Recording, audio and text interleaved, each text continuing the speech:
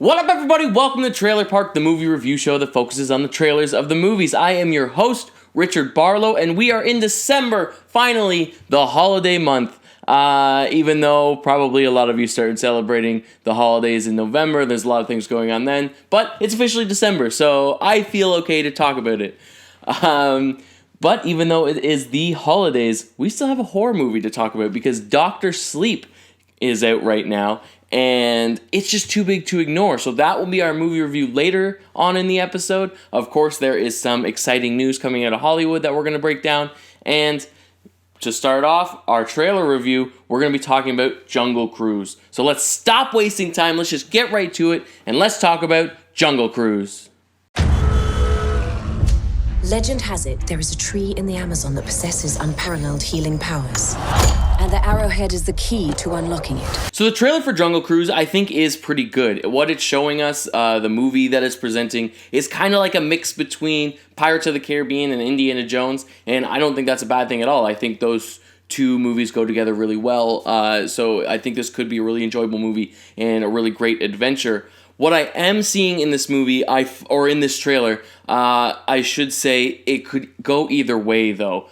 It does look fun, so I feel like this movie is either going to be great, like the first Pirates of the Caribbean, we're going to get a really great adventure movie that will maybe lead into a franchise, but it could very easily just be an awful mess. And that is just because, movies that are based off of Disney rides, they seem to do that. They're either great or they're awful, and there's kind of no in between. So hopefully this one is good, but it could easily be bad. Look out! Marauders. Natives.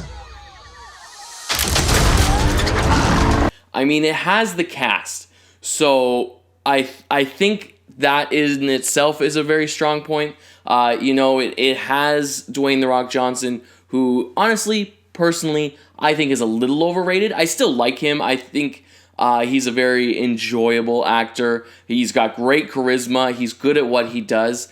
I just don't know that he necessarily deserves all the praise that he gets.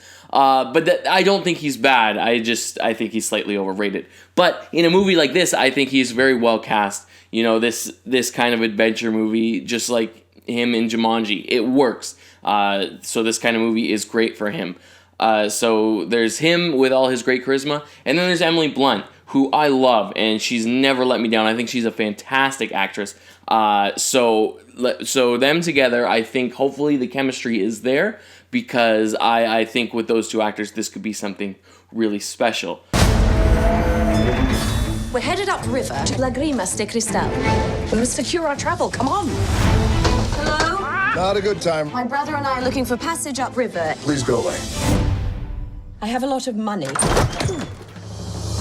What I do like that I saw in the trailer is that the Jungle Cruise that they talk about, that The Rock is the tour guide of, that it's all fake, that he kind of puts it all together. They have the fake natives shooting at him, and then like a fake hippo comes up. I like that because the ride at Disneyland or Disney World, it looks very fake. All their animatronics at the parks look very fake.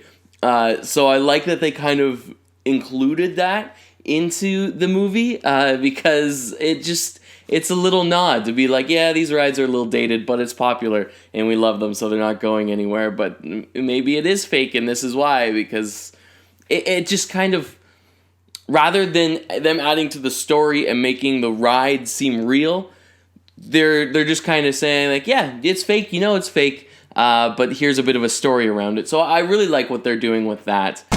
If you believe in legends, you should believe in curses, too. You're gonna beg me to turn back? Well, I look forward to disappointing you. Some of the action sequences look a little ridiculous, a little over the top.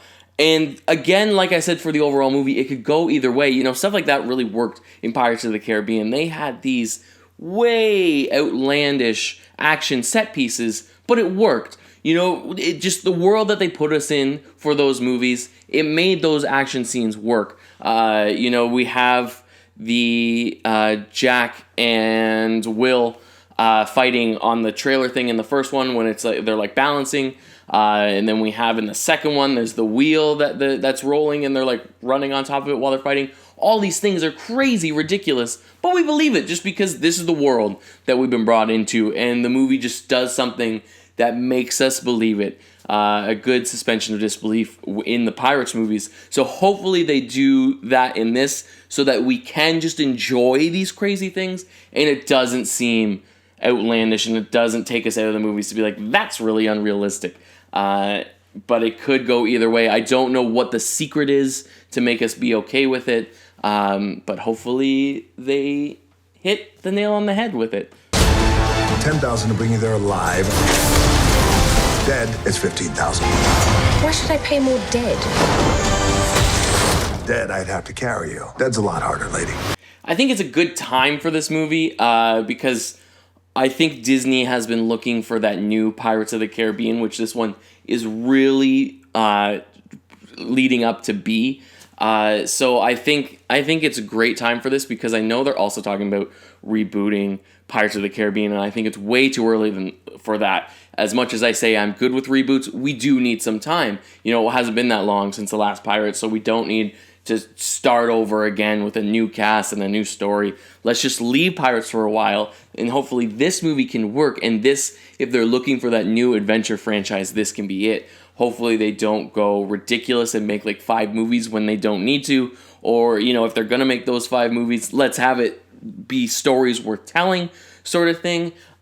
So I'm good if this one's great. I would love this to be a new franchise. I love adventure franchises, and this really lends itself to that. So I hope it is good. I hope it is good because I want Disney to have this. Not that I want Disney to have this because they need money. Disney owns the world, so they don't need money. But I do want this new adventure franchise because, you know, we're not gonna get. I doubt it if we're gonna get any Indiana Jones movies. I know they still talk about it.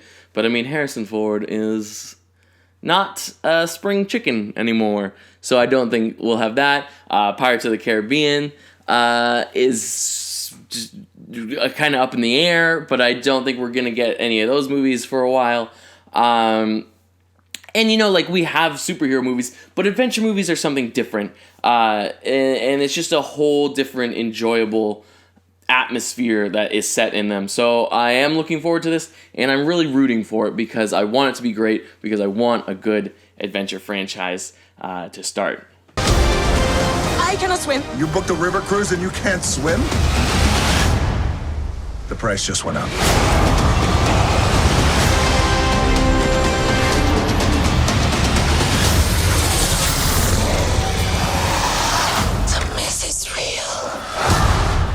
Hey, don't go anywhere. When we come back, there's some Hollywood news to talk about. Stick around.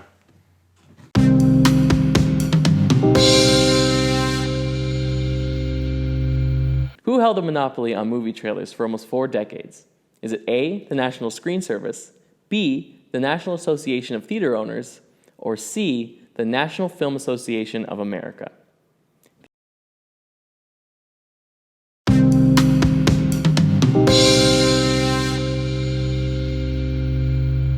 Who held a monopoly on movie trailers for almost 4 decades? Is it A, the National Screen Service, B, the National Association of Theater Owners, or C, the National Film Association of America? The answer is A, the National Screen Service. From 1919 until 1960, the National Screen Service made almost all movie trailers. They made trailers, movie posters, and pretty much all the marketing products for the films. This is up until the 60s, when independent filmmakers started to make their own trailers. Even more casting news surrounding the Batman, and Batman also losing one of his villains. To take a closer look at this, we're going to have to go before the trailer.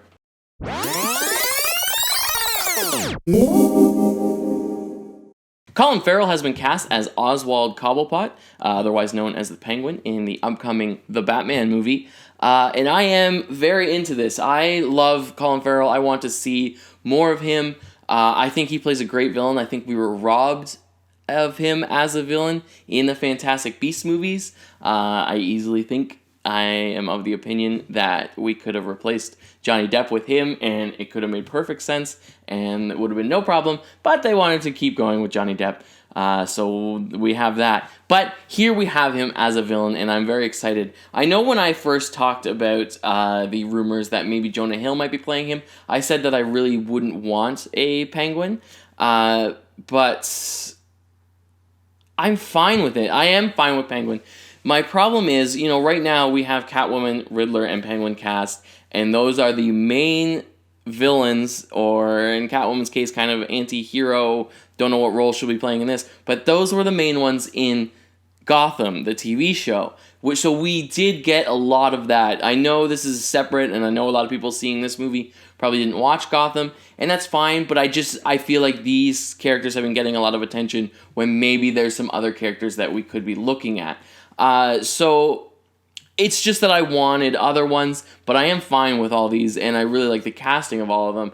And Colin Farrell is someone that I wouldn't picture as Penguin. That's not someone, when we're looking at the casting of Penguin, that I would have picked. And I really like that. I know I've said in other times when I talk about this movie how I like when someone is cast that you're not expecting, or they're in a role that you wouldn't put them in, because I feel like that really works, and I feel like it has time and time again really worked for Batman movies. So I am really excited to see this. I think he is a great actor. I think he's pretty underrated.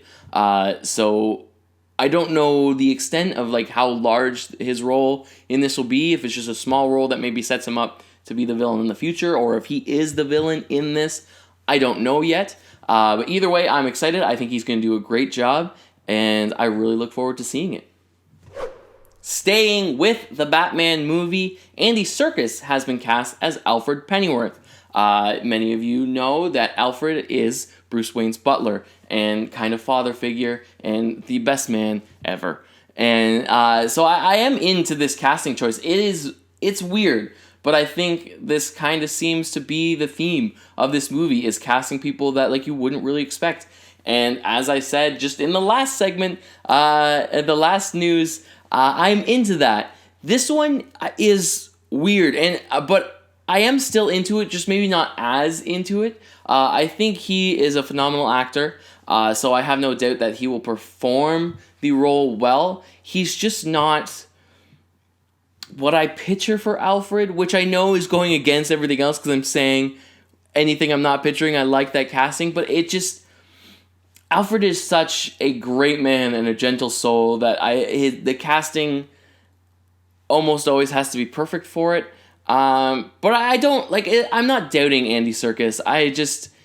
He, in everything live action that I've seen, obviously he does a lot of motion capture, and with that he is incredible, and he can be made to look however. And hopefully Alfred is not motion capture and he is actually playing it, which I'm sure he will be. But everything live action I've seen him in, he's kind of a rough around the edges kind of guy.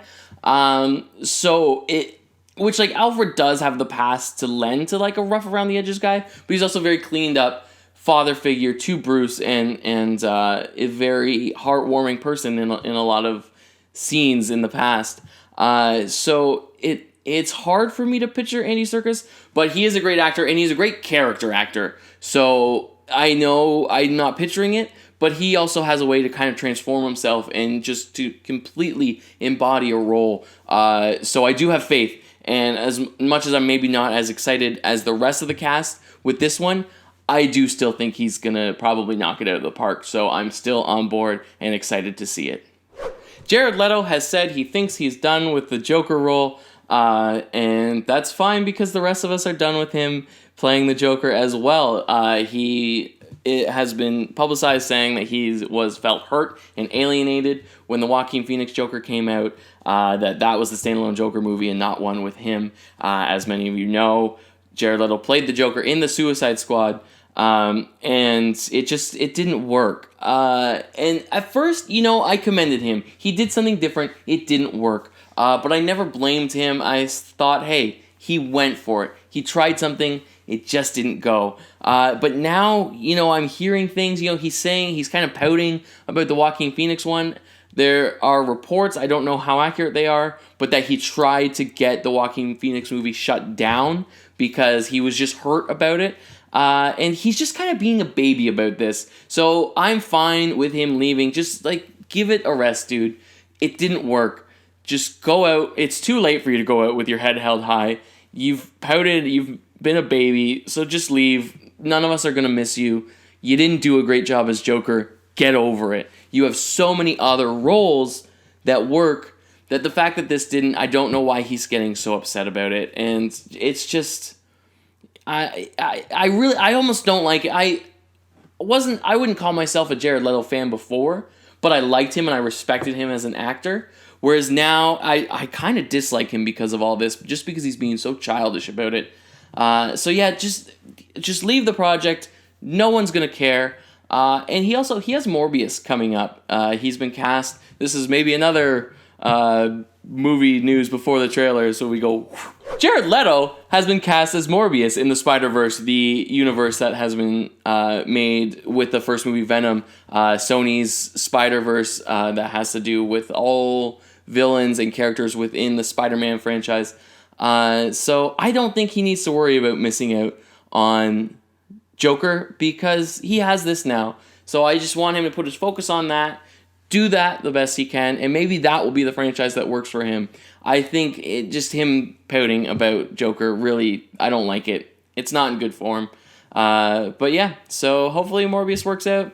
Not going to miss him as Joker. And after the break, we will be talking about Dr. Sleep, the sequel to The Shining. So don't go anywhere. We'll be right back.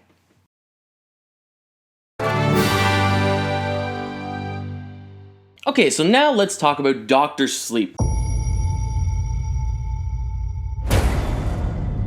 When I was a kid, there was a place.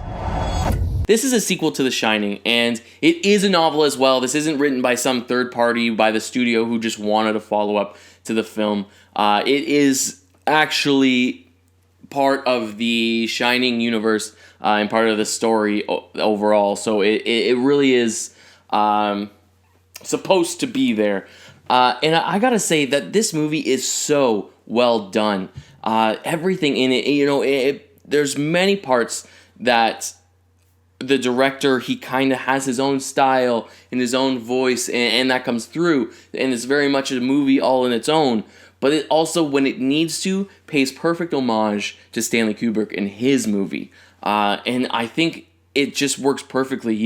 There are things that I was thinking watching the movie that, I kind of know this scene is coming, and I hope they do this with it because it's the way it should be done, to pay tribute and to do a proper homage, and then they do that. And so, you might be thinking me saying that makes it like the movie's predictable, and I don't think it is. I think, there are ways I thought it was going, and then it didn't go there. So I wouldn't call it predictable. There were things, not necessarily that I thought would happen, but that I thought should happen, and they did. So it was really nice to see. Not many ride the bus this far north. You're running away from something?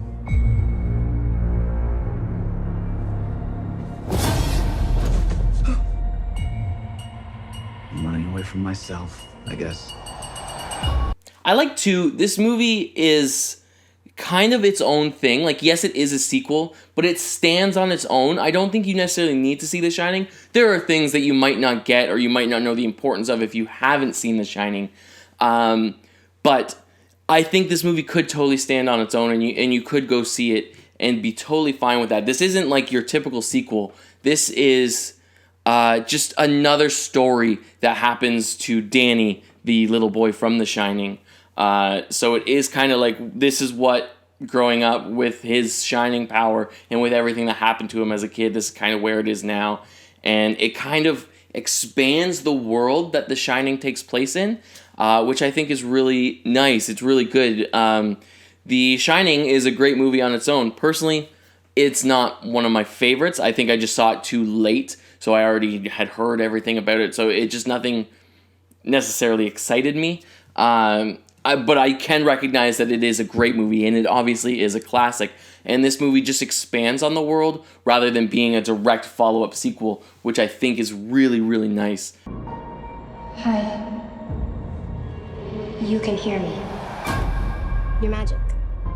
Like me. I don't know about magic. I always called it the Shining.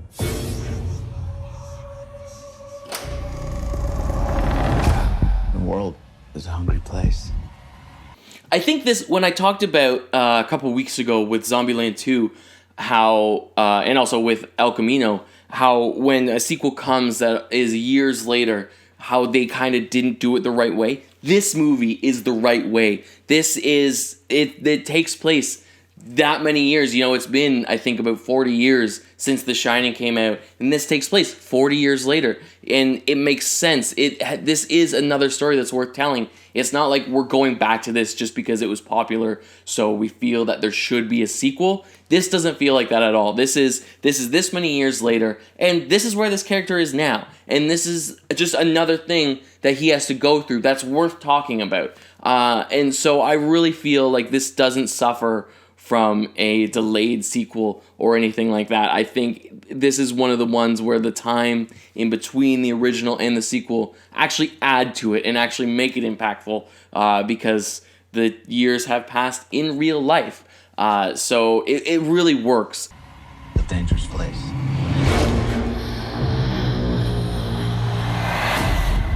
These people, they hurt people like us. All the performances in it are really strong. I don't think there's anything that like is so amazing that it blows you out of the water. I think really the impressiveness of the performances is how nuanced they are and how they all just seem natural. Like there's no scene where you're like, oh my god, that was incredible acting. There's nothing like that. But it's just, they're all just very settled into their performances.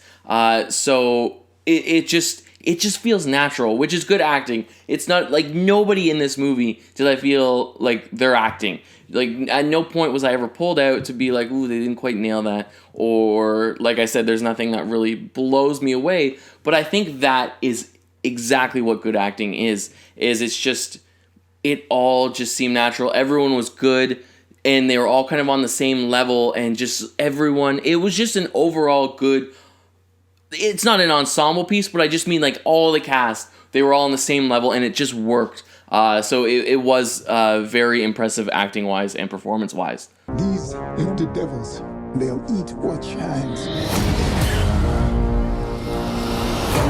And they've noticed that little girl. Wow, hi there. Get out of my head! Get out! I haven't felt power like that in so long. They're coming. I think the only thing, if I had something bad to say about this movie, is, and I want to try to do this without giving too much away, but there are scenes where there are flashbacks to either things that happened in the original movie or just like shortly after. And they recast all the main characters, and I understand why they have to do that, because the things that take place just shortly after obviously don't exist. There's no footage from that. So I get having to recast it. It just felt weird though, the flashbacks that were scenes from the first movie, they reshot those with the new actors, and it just kind of seemed weird to me. I was wondering if there's a way that they could do it, that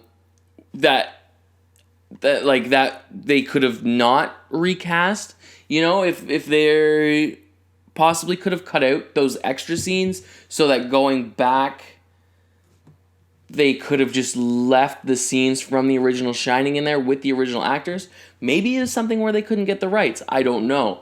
But that was the only part that took me out of the movie, because it shows a flashback of Jack Nicholson, but it's not Jack Nicholson.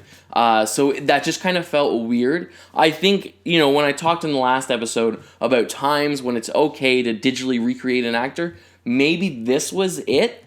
But if that happened, maybe I would have had some stuff to say about that if they didn't quite nail it and it didn't quite look realistic. So it's a really hard place to be in. Where are we going? There's a place.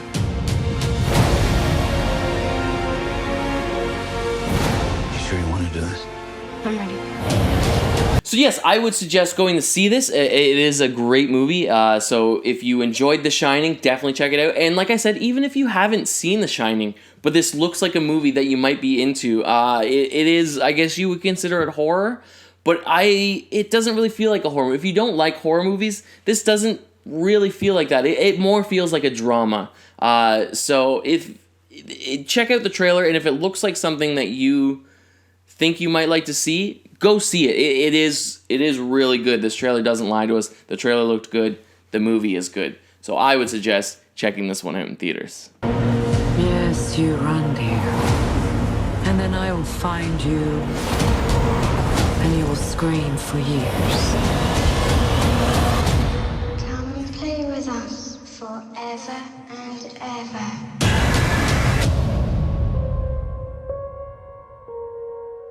Okay, that's all the time we have for today. I hope you enjoyed this episode. As always, if you have any comments for me, if you'd like to let me know what you thought about the movie and the trailer on today's episode, or if you have an idea of something you'd like me to review, or you just want to say hi, then don't be afraid to contact me on my social media, Twitter @TrailerBarlow, or on Facebook and Instagram @Trailer Park Movie Reviews, or you can just shoot me an email if you want, richard@trailerparkmoviereviews.com, and I'd love to hear from you. I promise I'll respond. All right, so that's it for today. So until next time, I'll see you at the theaters, everybody. Bye.